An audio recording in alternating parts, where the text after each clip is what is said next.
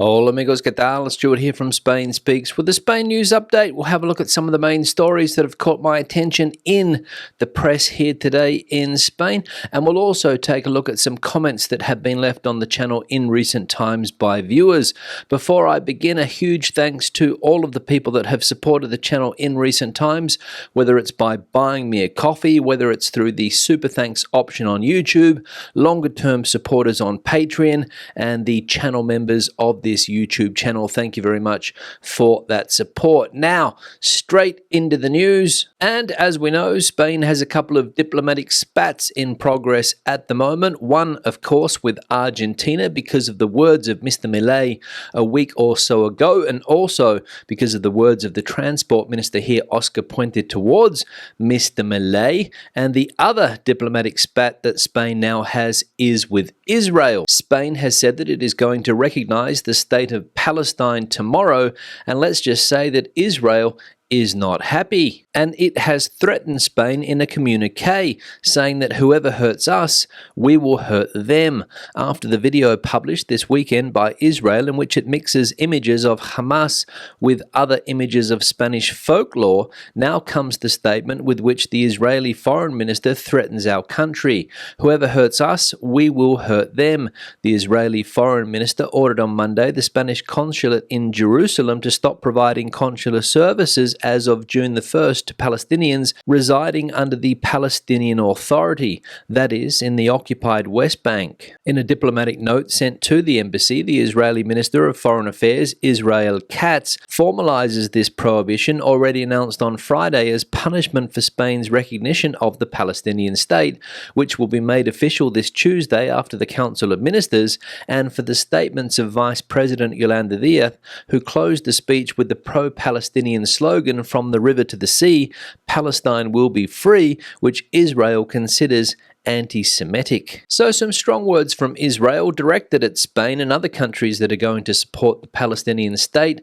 Whoever hurts us, we will hurt them. So we'll see how the Spanish government deals with this Israeli threat. Now, tourism issues in the Canary Islands making headlines again today. As we know, in recent times, people in the Canary Islands have taken to the streets protesting against the tourism model that they have on those islands. And many people are calling for a change to the economic model of those islands. As we can read here, the Canary Islands, with over 16 million tourists, the economic model that many want to change. "It's my house." A woman holds up this sign of reaffirmation and protest while the crowd chants, "Where do the riches go?" The Canary Islands received more tourists last year than the combined population of Finland and Portugal, some 16.2 million domestic and foreign visitors, according to the Canary Islands Statistic Institute. The figure of success for some gives the measure of the problem that another part of the Canary society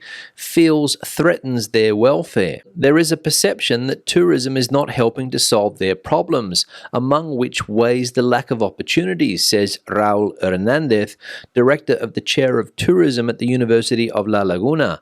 Last year, the Canary Islands recorded an average unemployment rate of 16.08%, almost 4 points above the Spanish rate of 12.18%, and only behind Andalusia, 18.24%, Extremadura, 17.37%, Melilla, 26.62%, and Ceuta, 29.97%, a gap that partly explains the pockets of poverty that persist among its population. So there we go. A lot of people in the Canary Islands want a change to that economic model, complaining that they are not seeing the riches from the tourism industry. Where is the money going? They chant, and let's be honest, it's a fairly valid question. So again, it will be interesting to see how politicians, not only in the Canary Islands, but also on mainland Spain, react to these issues. Because it's not only people in the Canary Islands that are complaining. The other day in the Balearic Islands, some 10,000 people took to the streets also to complain about mass tourism. And in cities like San Sebastian in the north of Spain, people are also protesting. And the final piece of news we'll look at today, also related to a holiday hotspot here in Spain, Marbella, but the issue here is not over tourism, the issue is a lot more serious. And as we can see here from this headline, headline, Good Evening, Weapons and Drug Control. This is the police response to organised crime in Marbella. Tattooed legs, gold chain around his neck, luxury watch on his wrist. A man in his 30s stops his grey Volkswagen Golf with German licence plates. He gets out slowly. On the hood, he leaves some keys, his papers and a €100 bill. The co-driver imitates his gestures under the watchful eye of 5 policemen. One of the agents inspects the interior of the vehicle.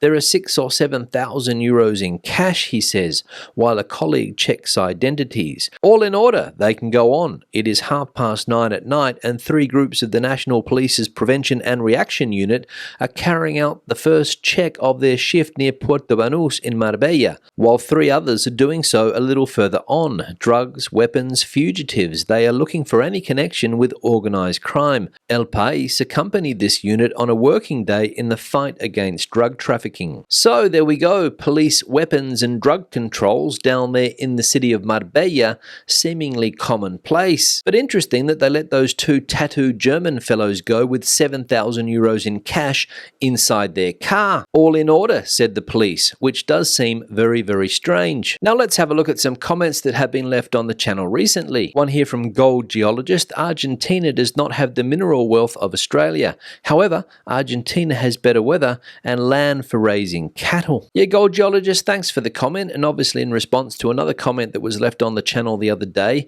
by somebody who said that if Argentina had been colonized by the British, it would not be in the state that it is in currently. Australia seems to be doing okay with all of the natural resources that it has, but Argentina is not.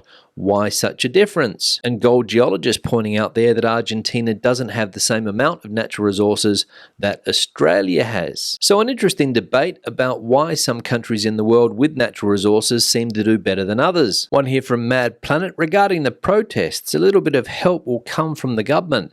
They'll say mistakes have been made and lessons have been learned and everything will carry on as normal. Not sure about the Balearic Islands, but in the Canaries, property development is quite strict and most of the properties have already been acquired by private buyers, so nothing much will change. They may revoke the rental licenses, but I'm sure there will be ways to circumnavigate this inconvenience. Yeah, Mad Planet, thanks for the comment, and you're right, people will most likely find ways to circumnavigate those inconveniences, as you say. And people will continue to complain, people will continue to hit the streets and protest. Governments may well say that they're going to make some small changes to the economic model to keep people happy, but I don't think much will change. Nobody wants to kill the goose that lays the golden egg, that is tourism. And if locals do want to get rid of the current economic model in places like the Balearics or the Canary Islands, they have to come up with a decent alternative, and that's going to be tough. One here from P. Sidbury. A couple of years ago, I looked into Airbnb a property in London, but decided not to, as there is a 6-month limit. Maybe they could introduce the limit in the Balearics or the Canaries. Yeah, P, thanks for the comment, and maybe that is something they could do in the Balearic Islands or the Canary Islands in order to slow down the Airbnb effect, as you pointed out there, a 6-month limit. It may put people off investing in this type of property. But whatever plan politicians come up with, they better act fairly quickly because people are at breaking point given all the protests. One here from Denise. Non-residents should not be allowed to buy property. Only people who live there should. Also, only residents should be allowed to rent.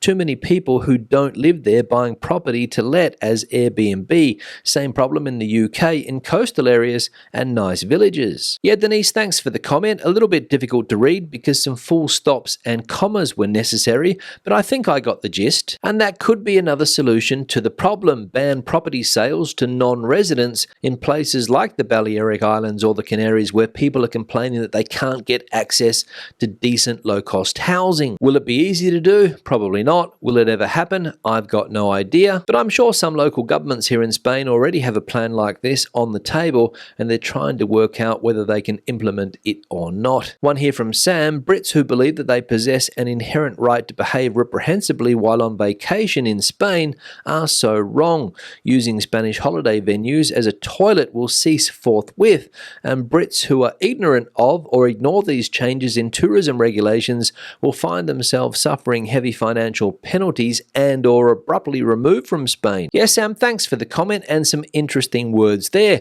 I don't know if you are Spanish, but I get the impression from that comment that you are, and you're not happy with some British people that treat your country as a toilet in some of those coastal resorts. But let's put this into perspective and say that it's not only British people who behave badly when on holiday here in Spain. And again, should we be critical of the tourist or the tourist destination that has promoted this type of tourism for the last 40 or 50 years? I've spoken to a couple of people that have worked in this type of resort over the years. I spoke to a person who worked in Magaluf for a time, and I've also spoken to somebody who worked in the south of Gran Canaria. And they both told me the same thing. The objective of bar and restaurant owners in these places is to get people as drunk as possible. So yes, some holidaymakers need to be educated, but we also need to educate the owners of these establishments, in my opinion. One here from Todd: I used to think Spanglish was the result of English making an incursion into Spanish. Yeah, Todd, thanks for the comment, and very interesting is the phenomenon that is Spanglish in some parts of the United States. Spanglish, if you don't know what it is a hybrid mix of Spanish and English,